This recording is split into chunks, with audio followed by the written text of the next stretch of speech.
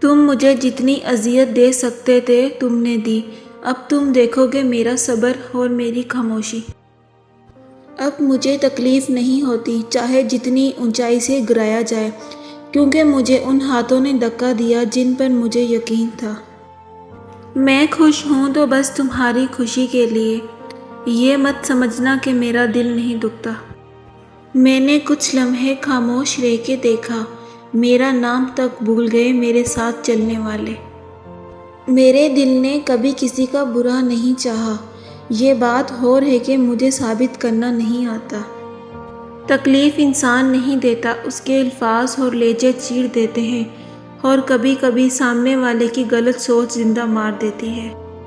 نیک عورت اپنے خاوند سے پہلے جنت میں جائے گی، جنت کی حوروں سے 70 گنا زیادہ حسین ہوگی۔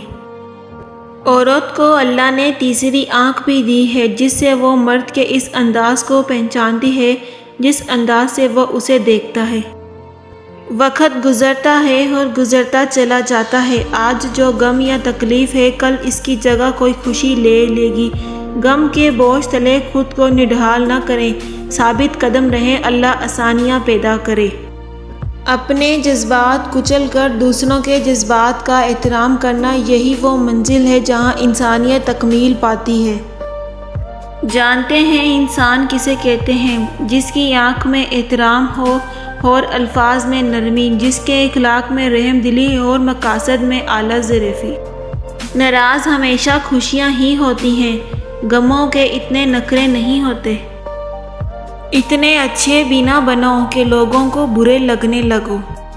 جو بیٹی اپنے ماں باپ کو چھوڑ دے، تمہیں یقین ہے وہ تمہارے ساتھ ہمیشہ رہے گی؟ مرد کا عشق عورت کی محبت سے کئی گنا مضبوط ہوتا ہے۔ عورت محبت کر لے تب بھی رسم و رواج کی ضد میں کسی اور کے ساتھ گھر بسا لیتی ہے، لیکن مرد اگر عشق کر لے تو وہ کسی عورت کو کبھی کسی دوسرے مرد کے لیے نہیں چھوڑتا، کیونکہ یہ اس کی انا برداشت نہیں کرتی۔ بس لفظ اگر قابل غور ہے۔